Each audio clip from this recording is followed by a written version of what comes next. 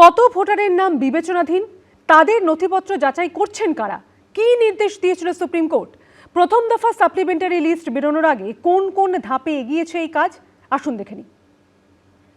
খসড়া তালিকার পর চূড়ান্ত তালিকা প্রকাশ পেয়েছিল, আর এবার এসআইআরে বিবেচনাধীন ভোটারদের প্রথম সাপ্লিমেন্টারি লিস্ট।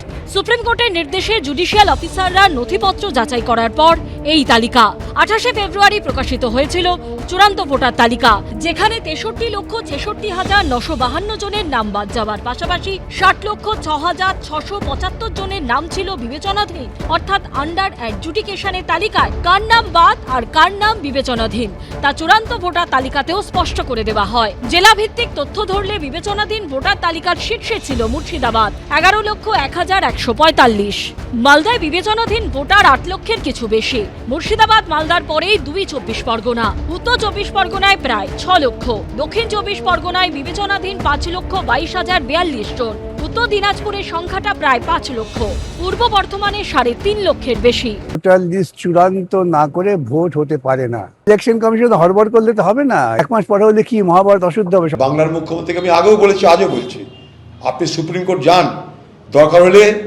আপনি এইভাবে যদি মানুষের ভোটের অধিকার কেড়ে নিয়ে ভোট হয় তাহলে সেই ভোট বয়কট করার আহ্বান জানান।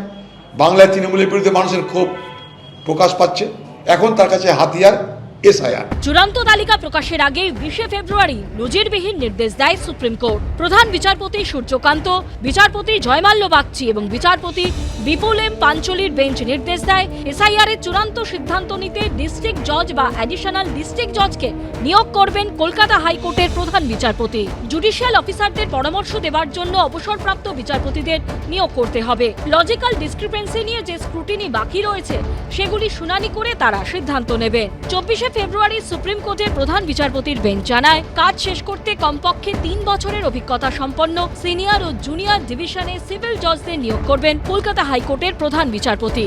তারপরও প্রয়োজন মনে হলে বর্তমান ও প্রাক্তন জুডিশিয়াল অফিসার চেয়ে উড়িষ্যা এবং ঝাড়খণ্ড হাইকোর্টকে অনুরোধ করতে পারেন কলকাতা হাইকোর্টের প্রধান বিচারপতি। নির্বাচন কমিশন সূত্রে খবর, সুপ্রিম কোর্টের নির্দেশ মতো বিবেচনাধীন ভোটারদের নথিপত্র যাচাই করে দেখেছেন এই রাজ্যের 501 জন জুডিশিয়াল অফিসার। পাশাপাশি উড়িষ্যা ঝাড়খণ্ড থেকে আসেন আরো 200 জন জুডিশিয়াল অফিসার। তাদের বিবেচনার পর ভোটারদের প্রথম সাপ্লিমেন্টারি লিস্ট। জেনুইন ভোটার যেন বাদ না থাকেন। ইলেকশন কমিশন এই যে নাটক করে বলছেন আইন শৃঙ্খলা অমুক তমুক, দেখুন আইন শৃঙ্খলা তো ঠিকঠাক ছিল, ভালো ছিল, আপনারা এতগুলি অফিসার চেঞ্জ করেছেন, কোন অপ্রীতিকর ঘটনা ঘটলে তার দায় নির্বাচন কমিশনের। তৃণমূল কংগ্রেসের হঠকারিতার জন্য, জেদের জন্য রাজ্যের বাইরের বিভিন্ন রাজ্য থেকে জুডিশিয়াল ম্যাজিস্ট্রেটদের এখানে লাগাতে হয়েছে। কত বিচার ব্যবস্থার ক্ষতি সাধন হয়েছে এই তৃণমূল কংগ্রেসের অসাধুতার জন্য।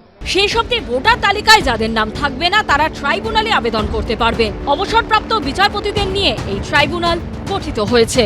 এবিপি আনন্দ। এগিয়ে থাকে, এগিয়ে রাখে।